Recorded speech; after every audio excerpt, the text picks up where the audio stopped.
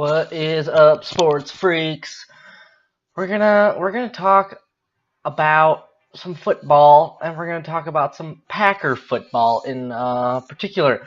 And the topic of conversation is: can the Packers get the defense that you want it to, and can they salvage free agency with not doing everything that you wanted them to do? Let's be honest, Packer fans, the Packers never do everything that you want them to.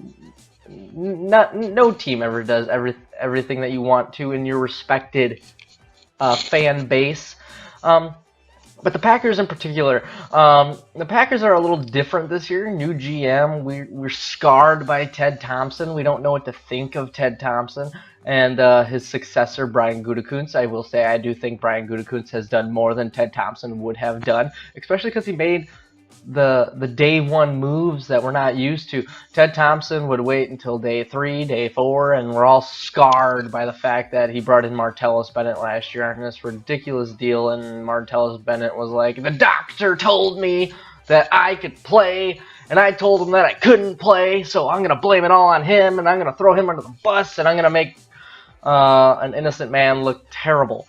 Dr. Pat McKenzie has been in the Packer organization all the way back through Brett Favre's time, so don't be throwing people under the bus like that, Martellus Bennett. That's a side note, but the Packers, I think they can salvage free agency, and it's kind of funky because I think as a Packer fan, we're all going, okay, the defense is 3 shades to the wind. It's going to be the same old, but we don't know that. Mike Pettine's coming in. Hopefully he simplifies the defense, makes it a lot less complicated for the players, because we all know that Dom Capers came in and, you know, he had all these crazy sub packages, and you could see it in the defense, and they're all come again for Big Fudge. What'd you say? And yeah, I think as fans we saw that too, just through the fact that, you know, Josh Jones was caught in his hands and his pants like every other play, so it was kind of ridiculous. Mike Pettine, I think he can simplify it. I think he brought in a guy that he liked. I think he brought in a guy that he can get the best out of. I think Mike Pettine and Muhammad Wilkerson will work well together, and I think Pettine will get the most out of Muhammad Wilkerson, because you could kind of see it in that Muhammad Wilkerson's kind of motivation kind of dropped off in a big way. And I think when he was with Mike Pettine, I think Mike Pettine brought the best out in him. So I think we could see that. Some other acquisitions that the Packers made, they brought in Tramon Williams. Flashback Packer fans. I think we got him on a 2-year. He's 36 years old. Who knows how much he's still got left in the tank, but he's a veteran. He's been a part of the Packer system before, so he knows the Packer culture. He's won a Super Bowl. So that's the good quality that you want in your defense, but you don't want him to be 36 years old. But who knows? Get every last drop out of him that you can possibly get. Just get some depth.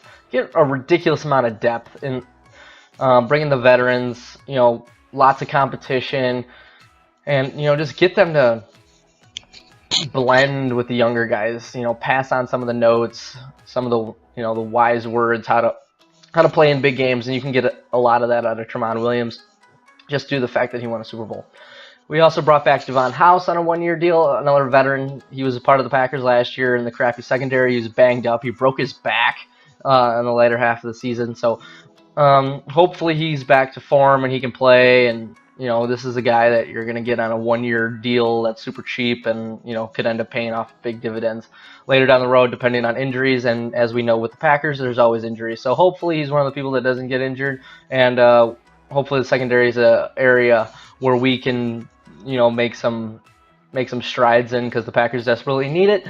With the draft is coming up. Packers got 12 picks. A lot of people don't know what the Packers are going to do with the first-round draft pick. A lot of people say that the Packers could legitimately draft a wide receiver. They wouldn't be mad. A cornerback, they wouldn't be mad. A linebacker, they wouldn't be mad.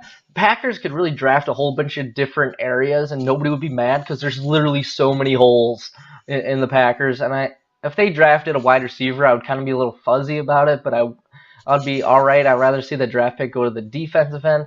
I would like to see them maybe trade up. They have 12 draft picks, for crying out loud. Use them to your benefit. You know, make sure you're getting the best quality player, the best player available, and make sure that you're making the best strides to make that defense better and at least fill some holes, because as we know, not every draft pick is going to hit. So with the draft picks that you want to do, you want to take your best shot. You don't want to be, closing your eyes and throwing a dart at the dartboard and hope you hit the bullseye. Help yourself get a little more of a sure thing. I know there's no such thing as a sure thing in the draft, but make sure you're getting the best quality player that you can possibly get. Now, back to wide receiver.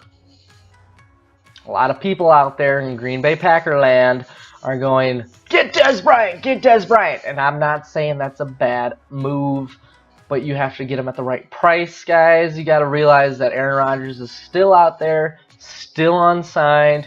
Who knows what's going to happen? If anything, you can dangle Dez Bryant out in front of everybody and go, Aaron Rodgers, we want to get you Dez Bryant. And then, on the other hand, you can go to Dez Bryant and say, Dez Bryant, we have Aaron Rodgers, and I can guarantee you if you're in Green Bay and you did that catch in Dallas a few years ago, that would have been a catch if you're a Green Bay Packer. I have no idea if that's true, but it wouldn't really surprise me. Dez Bryant's got a lot in the tank. I'm not sure if you throw him out there a 1 year, $8 million deal, $7 million deal, say, hey, here you go. This is probably your best chance to win a Super Bowl. Come play here for a year.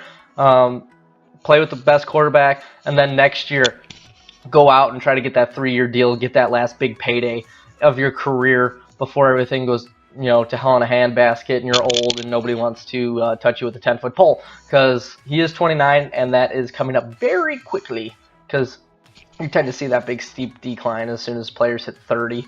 So the Packers can make a lot of moves. Packers can do a lot of things between the draft, new coaching, new defensive coordinator, new offensive coordinator. There's a lot of good things going on in Packer Nation, so I'm saying Packer fans, stay with me.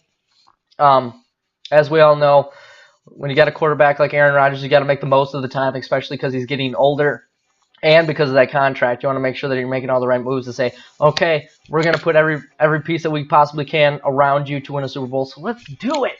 Let's get all the pieces around Aaron Rodgers to win a Super Bowl, because when you have Aaron Rodgers, there's no excuses. Every year in Wisconsin, in Green Bay Packer land, is Super Bowl or bust. So let's make the most out of it, Packer fans. Let's make the most out of this year, out of this season. Let's keep the moves going. Let's keep the offseason rolling, and let's get to the Super Bowl. So let's keep moving on, Packer fans. And I will keep you updated. We'll keep the discussion going. And as always, like the video, subscribe to the channel, comment on the channel. Let's create some discussion. Let's create some debate. Love to hear what you guys have to say. And as always, stay sports freaky. Later.